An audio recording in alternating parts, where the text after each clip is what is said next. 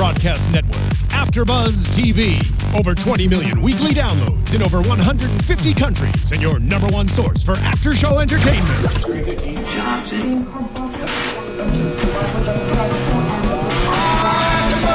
AFTERBUZZ TV, the destination for TV superfans. Producing aftershows for over 300 of your favorite TV shows. Interviewing celebrities and showrunners. And bringing you behind-the-scenes exclusives. All thanks to E! Entertainment's Maria Menounos, producer Kevin Undergaro, and internet leader Akamai. Now, let the buzz begin! Hello, everyone, and welcome to another ABTV Raw right here on AFTERBUZZ TV. Johnny LaQuasto and Ty Matthews are out this week, but we have an NX team takeover. I'm Cathy Kelley. Joining me in studio at the table, the Hobo. We're running a skeleton crew this week. Yeah. But that's all right. You get the best. It's Cathy Kelley and myself, and we have got to be probably some of the best second, third string talent at AFTERBUZZ. So, you've got an after show. Putting us over. Yeah. Like you do. I'm so confident in my abilities. Okay. Yeah. Cool. Honest. Deep moments Someone with the Hobo. who is confident in his running the ones and twos abilities back there in the booth, Mark Donica. Nobody told me there were threes. Oh. And There's no fours? freeze. And fives. Okay. 6. We need a second, though. Yeah. A moment of silence for John Cena's nose. He's probably gonna be back in surgery. Ow. At That least. was, That was, okay, blood, fine. When bones are, like, coming out of places where they shouldn't, like, that was to the side, like, oh. completely over, crushed the septum. Just, oh, what a mess. Yeah. Yeah. Now, nose surgery is not easy to come back from. I hope he doesn't have to have it, but just looking at it, I'm going, somebody can probably set it, but you're gonna need some serious work done. John Cena does not suck through his nose anymore. Not air, at least. Not air. Maybe blood, maybe mucus, not air. That was just disgusting. That is what happens in wrestling.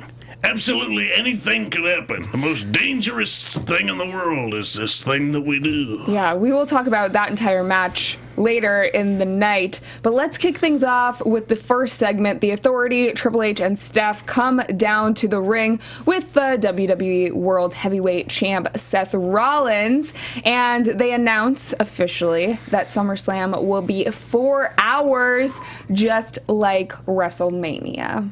I mean, they say it's the biggest show of the summer, the biggest party of the season, and now it really feels like it's 4 hours. That's monstrous, monumental.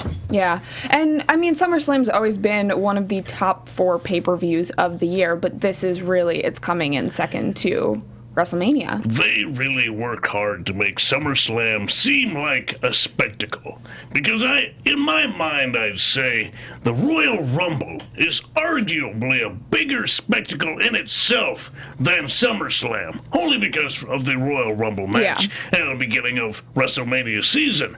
But with all of their adding to SummerSlam, and this year especially, it being in Brooklyn, in Brooklyn, them having to establish it, I don't remember where I am right now, having to establish that it's there and adding so much extra effort to make it feel special, and they're succeeding in doing just that. Well, we will be there. We will, won't we? NXT TakeOver Yes. Brooklyn is going to be there too. It's going to be a lot of wrestling in a very short amount of time. No sleep till Brooklyn. Or No sleep in Brooklyn. Or maybe after on the voyage back here. Yeah. Are you kidding? We're going to be doing live gimmicks all on the plane. Can we do that? No. Some of them have Wi-Fi. I guess. It's gonna happen. Yeah. Or they'll just be live shows on the, like the house show version of a podcast. Yeah, it's just us talking on a plane. Right, not recorded. Yes. Anyways, they also officially announced that the main event will be Undertaker versus Brock Lesnar. So that's actually the main event. It actually surpassed the World Heavyweight WWE Championship. Mm-hmm. That's is it warranted? Is that too far? I mean, honestly, I think at this point, a lot of people are very excited for that match to happen. Like they said, it's 17 months in the making. If Seth Rollins had won the U.S. title tonight as well, I think that would have overshadowed a little bit that match. But it's just so hot right now that it's just automatically slated to be the actual main event. They know that that's going to sell tickets. They do. I mean, you can't deny its draw. Mm-hmm. It's got a real hot draw. Everybody wants to see. It's arguably going to be one of Undertaker's last matches, and he looks so good right now. Yeah. I am looking very forward to seeing that match. I think it'll be a good one. Triple H then announces the rest of the night's matches for Raw. He said, tonight there are a lot of firsts. They're going to do The Big Show versus Dean Ambrose, Paige versus Sasha Banks, Kevin Owens against Randy Orton, Alicia Fox and Nikki Bella against Becky Lynch and Charlotte.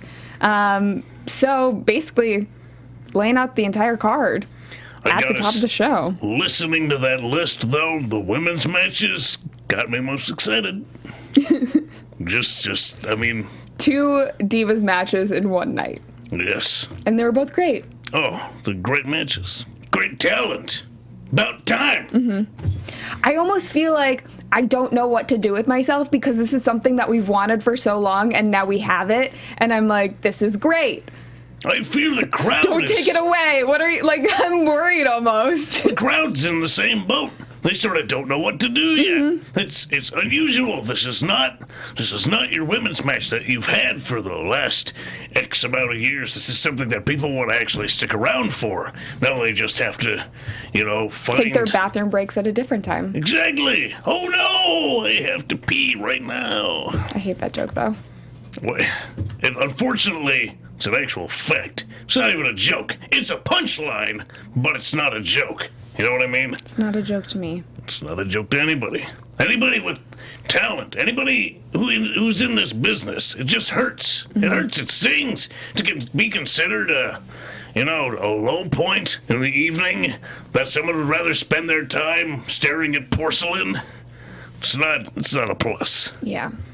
Rollins talks first as well. He gets a ton of boos, and he says that he's going to go down as one of, if not the greatest WWE World Heavyweight Champion of all time.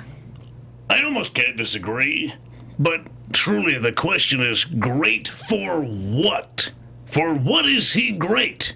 Running away? Double crosses? Really limited defenses? Looking incredibly weak? He's great at all these things. He will definitely go down in history as one of the greats, just for those characteristics alone. Yeah.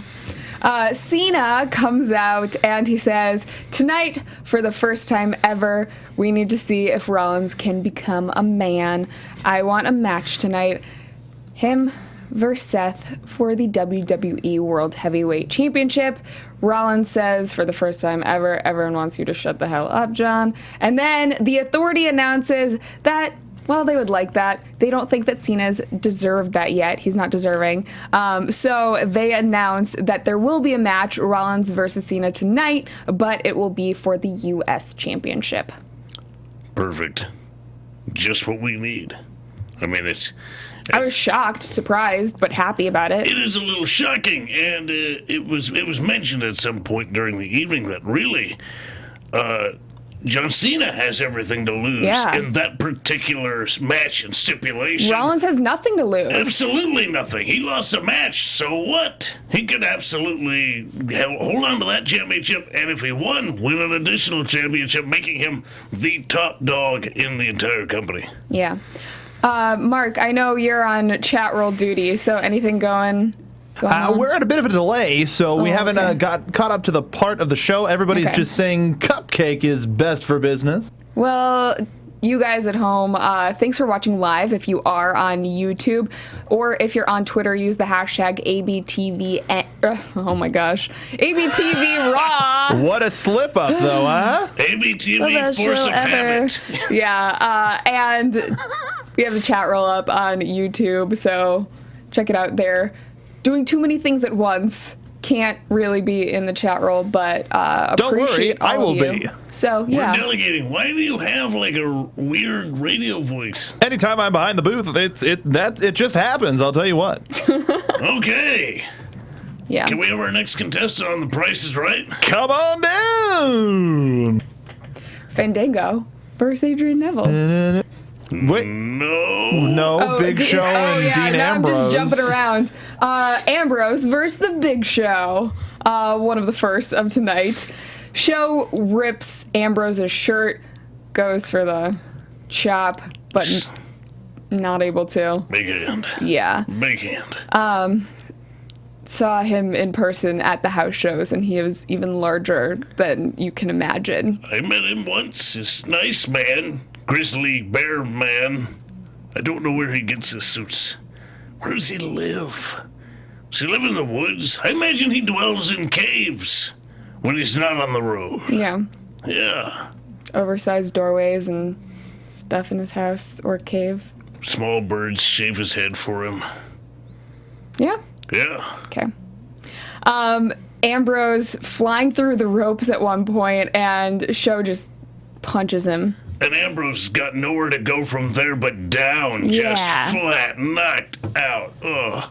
Show wins via countout, and post-match, Ambrose is just struggling to get up, looks completely beat, and then when he finally does, Big Show turns around, about to go after him, but Ambrose moves just in time. Show goes through the barricade. Like it were toys. I don't think that... Do they screw things together? It's just like IKEA furniture is running into it. Lillian Garcia got out just in time, too. If I were her, I wouldn't. Just being in that position, looking at Dean Ambrose, looking at Big Show, she has to know what's coming. Move! Even before it gets there, it's like, I don't feel right about this. I gotta move over here. But then it gives it away. Gotta move last second. It's just her being scared. Yeah. If nothing happened, that's great. But she's out of the line of fire. Yeah. What about that other guy behind the barricade? Didn't get out in time? Well, I'm sure they'll send flowers to his family. Sad. A wreath, perhaps. He will be missed. Something tasteful. Okay, now Fandango versus Adrian Neville. This match, pretty quick red arrow to Fandango. Very quick, back and forth. We were first wondering if Fandango was going to, play the part of the face of the heel. But it ended up being a very physical contest, but they were very well matched. Fandango really not pulling any cheap shots or anything like that. Kept it very, very sound, very technical, very fast-paced, and Adrian Neville was a better man tonight. Yeah. And it's really hard to build a feud or do anything, I guess, with Neville right now, since for months we've been talking about this whole Stardust Neville thing that could potentially happen at TakeOver, or SummerSlam. I don't even know what's wrong with me today. NXT on the brain. Damn right it is. 100% of the feels like time. it should be a different time outside. There's I the know. windows here. Like, this is strange. Yes, very bizarre. It's even weirder having the three of us here. Yep. That just I'm sure confuses me Hobo's even shirt more. isn't helping either. Nope. Oh, yeah. Sorry. Where'd you get that one from? I got it from a friend. Okay, Yeah. cool. He gave it to me. So, how are you feeling about how Adrian Neville's been booked since going up to the main roster?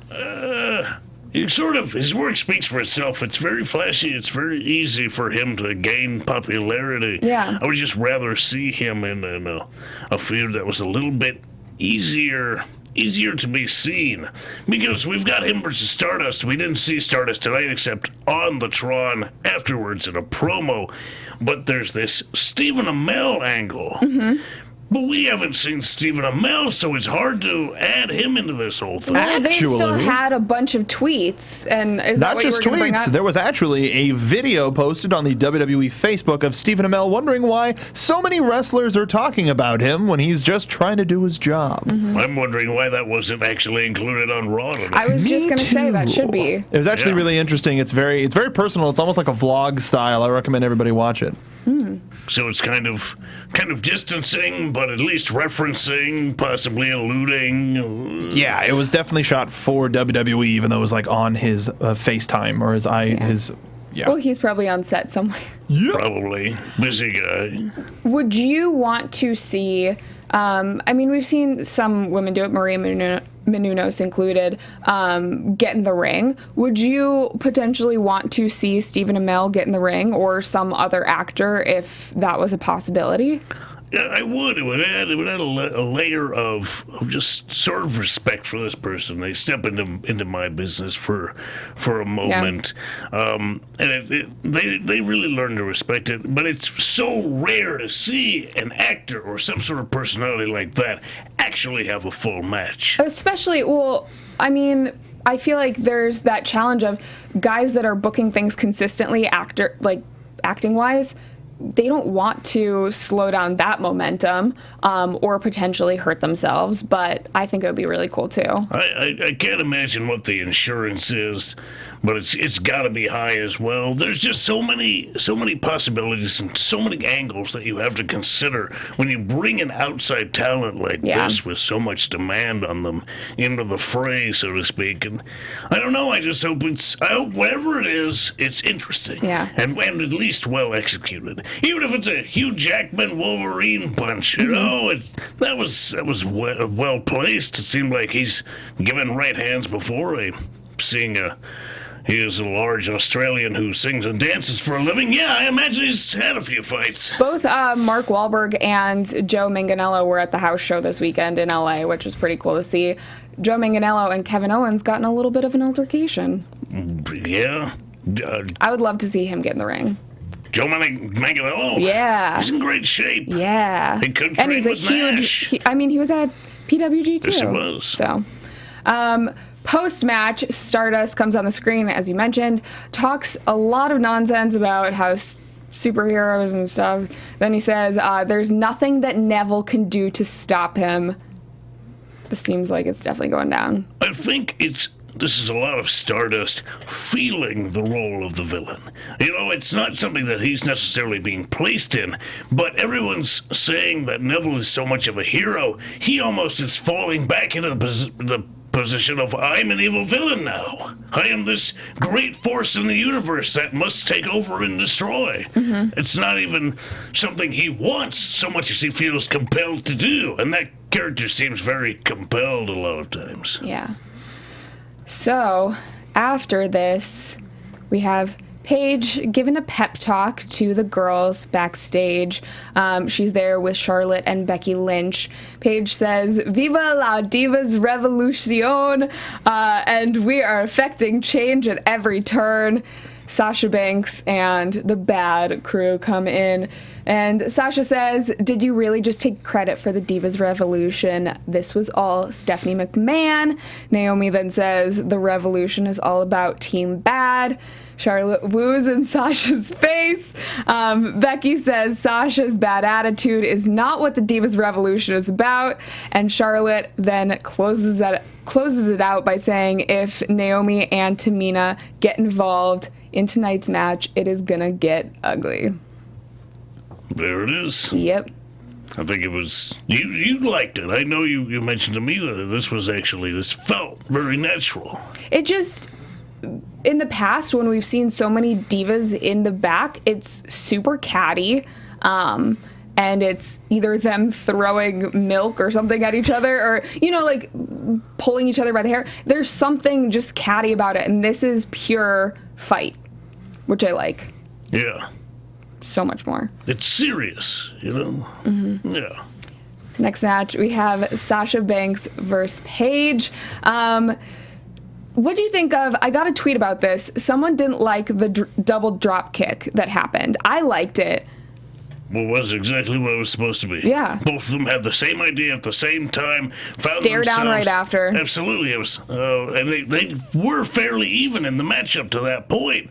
Even the lockup just kept going back and forth. Neither one of them actually able to gain an edge or an advantage up to that point. This match was very much the establishment of two equals. Well, it was WWE even promoted it as the first NXT Women's Champ Paige versus the current NXT Women's Champ Sasha Banks. So that's a big deal. It is. Not many women have had that title. No. A count of three. That's it. I think as a fan, whether you're a fan of NXT or just the main roster talent, you can see that they're very evenly matched. They are. They definitely are. And I would love to see more from both of them together. I think we'll get the opportunity. Yeah. I think we're lucky enough now to see this evolve. Yeah. This was the first match of, I think, many. Sasha Banks even brought out a little bit of lucha style. A little bit. Little arm drag, cool. jumping up to the top rope there. Yeah. Team Bella was watching this entire match backstage. Even went into commercial, which is not something you often see in Divas matches. Other girls get in an argument ringside, so the ref threw them out while they were on break, and then Sasha ends up winning this entire thing with the Banks statement. It was definitely something that was great to see. Can't wait to see it again. There was a lot going on here. Even during the break, I'm kind of disappointed the break happened when it did, because I would have liked to see that brawl. At one point, we saw Paige dive off the top onto Team Bad.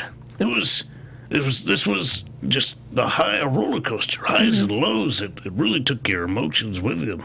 It seems like from all of the women's matches that we've had lately, they're definitely trying to prove that they're worthy of this extra time, too. Yeah, you have to work hard. If you're given something, you have to utilize it to the best of your ability, or you may not get it again. And I think that these girls know their backs are against the wall. After this, Renee Young interviews Seth Rollins backstage. She asks, you can potentially walk out of Raw as the US and WWE World Heavyweight Champion. So what are your thoughts on this? Seth makes Renee answer a series of questions and then says Cena only defends his title against whoever is left after Rollins defeats them. And Rollins says he's seen enough. Boo. He is, seriously, he is such a little cretin. It's the worst. Isn't that the best kind of heel, though? Someone that you hate? Somebody that's so easy to hate. He says that he defends his title on a monthly basis against the best of the best, where John Cena is absolutely defending it every single week. And really putting his health on the line. If you wrestle every single week against some of the best up-and-coming competitors, who knows what can happen? And tonight, we saw that firsthand. Yeah. After this, Rusev and Summer walk to the ring. Rusev calls Summer hot and obedient. That is what he looks for in a significant other. Those Eastern European men, they really love their hot and obedient. Rusev wants to treat her well since she's been so good to him. He gives her a puppy. And that dog was so scared.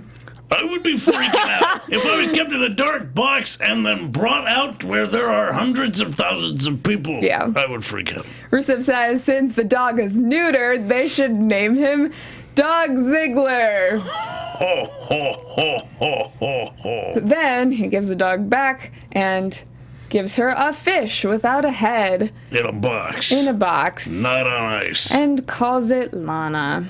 'Cause she's a cold fish. Ho, ho, ho, ho, ho, ho. Lana comes out, calls Summer a wannabe, pathetic Lana, and then ends up wiping Summer's face with the fish. Which, yeah, Yep. that happened. It's good for your pores. The fish scales scrub away dead skin. It's very big now. It doesn't look like Summer's face actually got in the fish, though. Sometimes you just gotta bite the fish. Yeah? That's all I'm gonna say. Sleep with the fishes. That's getting murdered. Oh, okay. Yeah. Yeah, don't do that. Just gotta bite the fish. Don't murder people. Don't murder. But I'm really curious to see Lana wrestle. I mean, that's what it looks like it's building to. She had whether it's mixed tag, armbar. Yeah, I think that'll be really cool to see. We're building. We're getting there. Lana's willing to just shoot off her shoes at any moment and start, tackling people. I think we're gonna get somewhere. Somebody gonna get hurt. After this, we have the Lucha match. Lucha Dragons versus Los Matadores. Primetime players are on commentary. Titus is just saying ridiculous stuff, and Darren Young is laughing and smiling quietly. They're just goofy guys. Yeah. A couple of goofy guys. You mentioned it looked like one of the guys hurt his head. His Cabeza. No, yeah, he did. It's he went for a kind of a blind turn into an over neck breaker, but he didn't quite get a good grip, and as a consequence, he didn't get the proper rotation. Kind of landed on the back of his head. Not the best. He wasn't quite as sharp after that. Mm-hmm. I think it actually really did hurt him, and he was kind of guarded after that. Sin Cara did a powerbomb. He did? And the air that Kalisto got at one point was ridiculous. I don't know if that was the camera angle or he just went higher than normal. And he committed. That's sort of the amazing part. When he does a springboard like that, it's just he jumps and he just stays like a flying squirrel. And then he lands. Suspended in midair for a second. Really, just the hang time is crazy. New Day interrupts, Skip and Hop their way to the ring, and they have a sign over Kofi, Real Mega Dad of the Year. Looks like Kofi's the new fun dad. Oh. And Johnny's not here to rebut. Oh. Rebut. Yeah.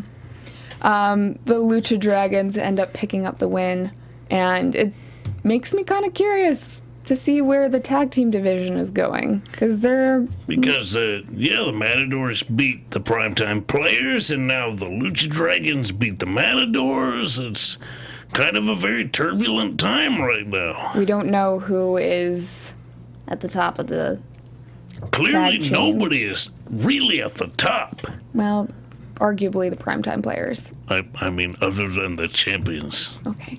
I meant, you know what I meant. Yep. Nope. Are the Wyatts gonna get a new member too? Maybe. Luke Harper recently has gone back to the dark side. Bray comes out, and we haven't seen the full entrance in a while. No. But they give him the full entrance, and that's something we've talked about before. It's so cool when you're at a show. I don't think it properly is conveyed on television. Just that feeling that you get when the lights are out, everyone's phone light is on. I don't know if I still feel it when I see it on TV. I feel it, but I don't know if it's my memory. Oh, I got the chills when we were there. Sense memory. It's truly an absolutely iconic entrance. Bray tells the audience that their mommies and daddies don't love them because they haven't told them the truth. Luke Harper was a damaged man. He fixed him like you'd fix a broken toy, and he learned his own truth. Harper then says he didn't know his purpose in life, and Bray says he will seal Roman Reigns' fate. We're here. Follow the buzzard. Bray Wyatt really sort of practiced what he preached. If you love something, set it free. If it comes back, it was meant to be. And that was very much this whole relationship with Luke Harper. It wasn't one of those breakdowns in communication where one ended up fighting the other for some sort of supremacy. It was just one of those moments of be free now. Do you think that they broke him up too soon? The Wyatt family? No, I think it was good to explore other things, but now it's good that you can come back together. It's good when you don't have that messy break. Yeah. Because you can always come back together at any time. Well, I mean, prior to the break, fans were saying that they didn't think that Rowan or Harper could go out on their own, and they proved that they could. True. So I think that fans now, I know for speaking personally that I have more respect for those guys, and hopefully they'll be a better team now that they're back together. Absolutely. No, I knew Harper could, just because I know his background. But Rowan, I was happy to see that he was better adept at holding his own than I gave him credit for in my mind. And I think their time apart solidified that they're able to really, really work, and their time together will serve to prove that they can work as a cohesive unit. Yeah. After this, we get the second Divas match of the night. Becky and Charlotte versus Nikki and Alicia Fox. You know what? They wanted to hear it. Even with LaCosta not here, They actually wanted to hear your impression. Oh. I'm not going to make fun of a girl. Bless your heart. So. That's weird. Why? Because that's like normal, isn't it? Make fun of a girl? Girls making fun of girls. I don't want to do that. Why? Because I have respect for other women? You don't seem so sure about that statement. No, I am. I just She's don't. wondering what your game is. Yeah. I'm just playing. Are you trying to Roddy pit Piper me right now. against I'm them? asking the questions, you know? Yeah. I just want to see what Although I comes probably out. have made fun of other girls in the past. I just don't want to anymore. You don't want to be so- Cathy Kelley? No, don't want to. Alicia Fox's Northern Light suplex in this was ridiculous. That was some of the most beautiful. Was she a dancer? I don't know. I think it's her long legs too. But also that Northern Light suplex, she does that a lot because she knows Because it that looks she's so good at it. Exactly. The perfect bridge. Perfect bridge, perfect right on those toes. That's why if she's a dancer, she's 100% on her toes like a ballerina. Oh, it's I want to see a beautiful. one-on-one match, Alicia Fox versus Charlotte again. Yeah, Yeah. that'd be great.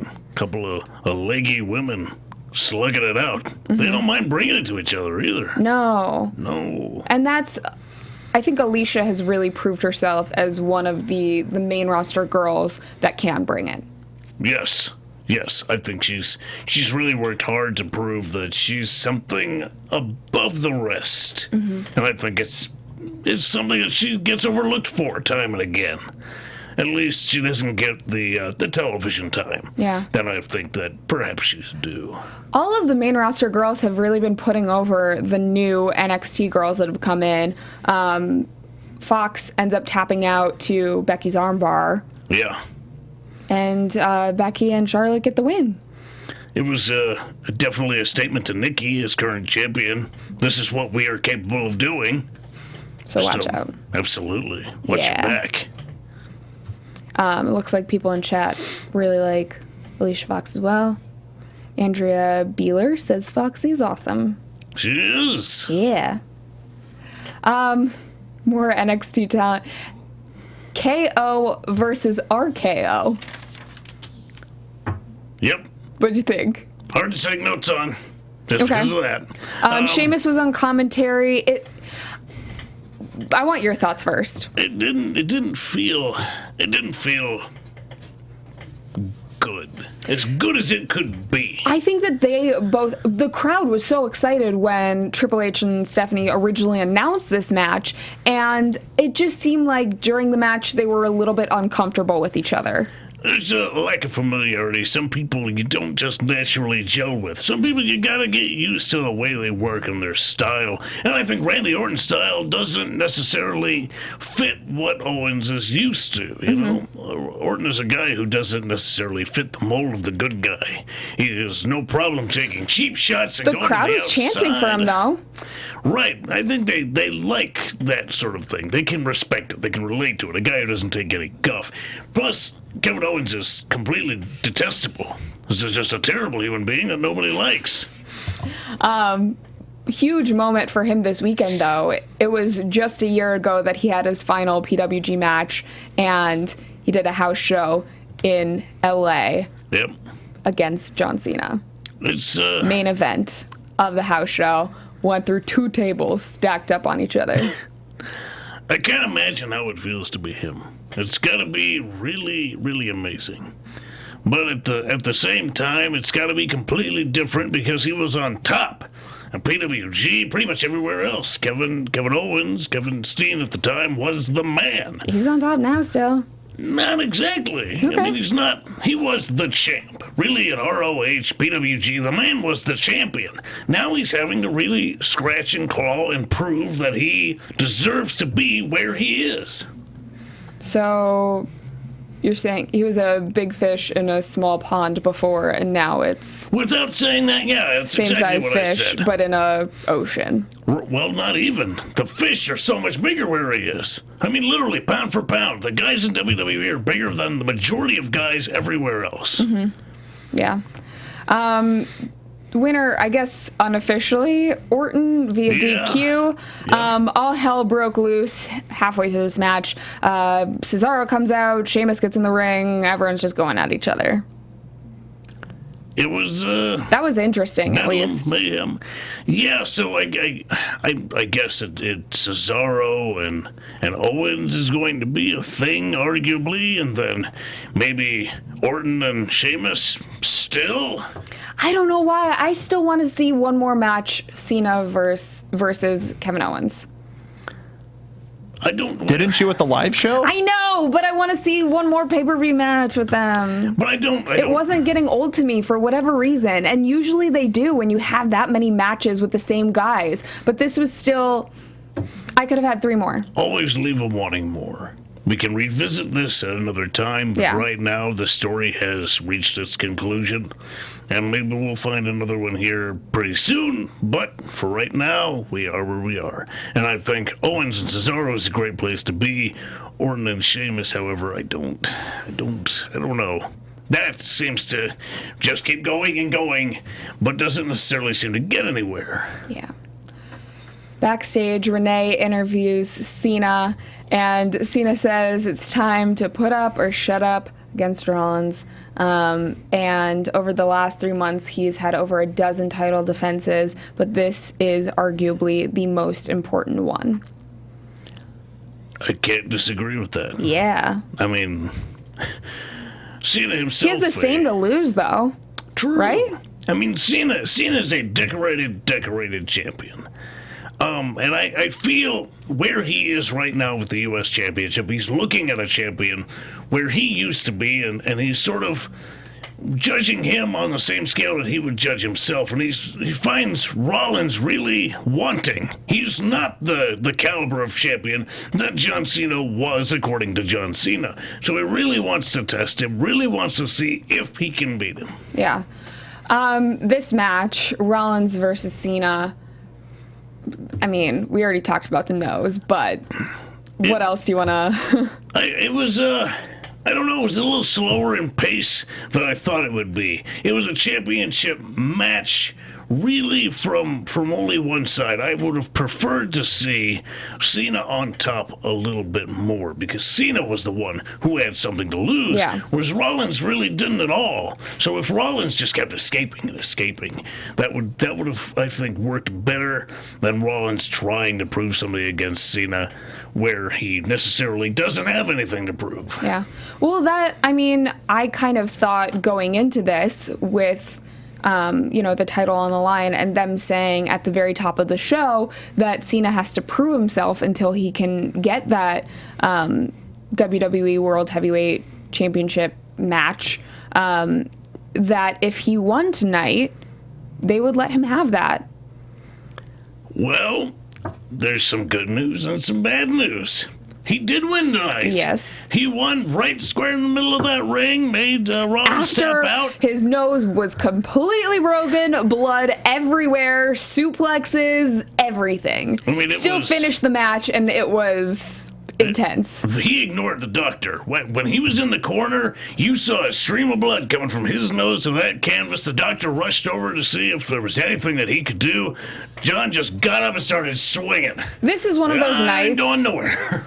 One of those matches where I think at least several people who chant Cena sucks have changed their mind. Everybody was on their feet by the end of it. Everybody felt that they had seen something special because blood had been drawn. Let me tell you, in old school wrestling, Fans love that blood. meant it, man. Yeah. Fans love blood, but I think blood is a special thing because when it's drawn, it has to be meaningful. Blood was drawn tonight, and it couldn't have meant any more. Yeah. Anything else you want to talk about from this match? You mentioned that the fans have changed. Some of the fans in the arena have. It was a very iconic moment of Cena rising above hate. But he had a chance to really thank the crowd because they gave him their respect. At least that crowd in Oklahoma gave him his props for finishing that match with a clearly broken nose. Grossly broken nose. It's gonna. I would love to see the video. Actually, I hope they post a video of them setting it. No. Maybe afterwards. I'm probably gonna have to learn how to do that at some point for myself or a fellow colleague.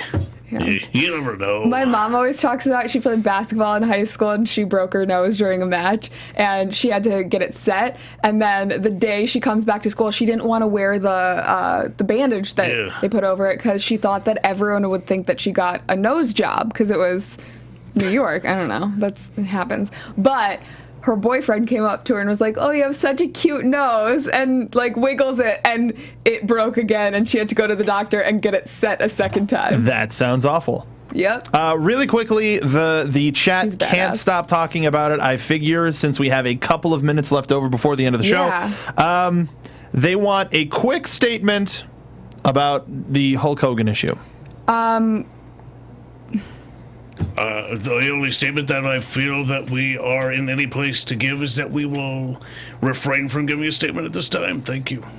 I wish that he would stop tweeting. I think that that's only digging himself into a bigger hole. I don't think this is the end of Hulk Hogan, but this is certainly a shot to his credibility as a public figure. I would say this is the end of his relationship with WWE. For now. He'll be back.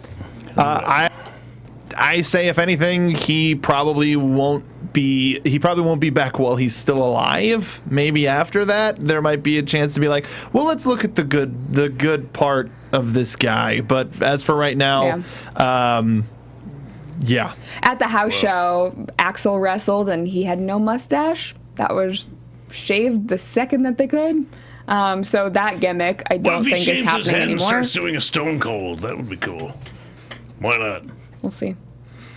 But it'll also be interesting to see what they do with Tough Enough now. The rumor is Bret Hart, but for right now, I heard Bret Hart or Ric Flair. Ric Flair would be a good choice, but I believe we're going to leave that to our Tough Enough hosts on tomorrow night's Tough Enough After Show, which you can watch right here on AfterBuzz TV. Well, they'll know exactly what's going on. Well, what the crap, Kathy? I was trying to do a damn plug. We have one final thing that we want to share with you guys. If you haven't seen it already, Eva Marie was in AfterBuzz's studios talking about how she's been training with Brian Kendrick, her time on Total Divas, and we have a clip exclusively for the Raw After Show about Brian Kendrick. Or William Regal. Which one was it? Kendrick. This was Kendrick. Okay.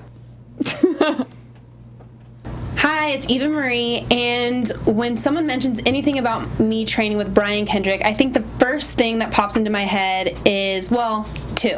One, Spanky, because he was a former WWE superstar, and two is his finisher, sliced bread number 2 or the Brian Kendrick. So those are the two things that pop into my head. He's memorable to say the least. Brian Kendrick is somebody who will always live in people's memories. A man of let's say, smaller stature, but really larger-than-life character. And he's been in our studio before, talking wrestling, so it would be cool to maybe get him back. I forget who said this on Twitter as well, but they said that Eva Marie's finisher should be sliced red. Yep, sliced red number 2. Yeah. That was our very own fellow engineer, James Frank, while Eva was in the studio, said sliced red number 2, and I believe it is now known as such. What? Hey, you can't ignore a good idea. She was asking for, I guess people have been tweeting videos of her at the NXT shows recently and all of her moves there, and she's been asking people on Twitter what she thinks she should call them. Really? The moves, yeah.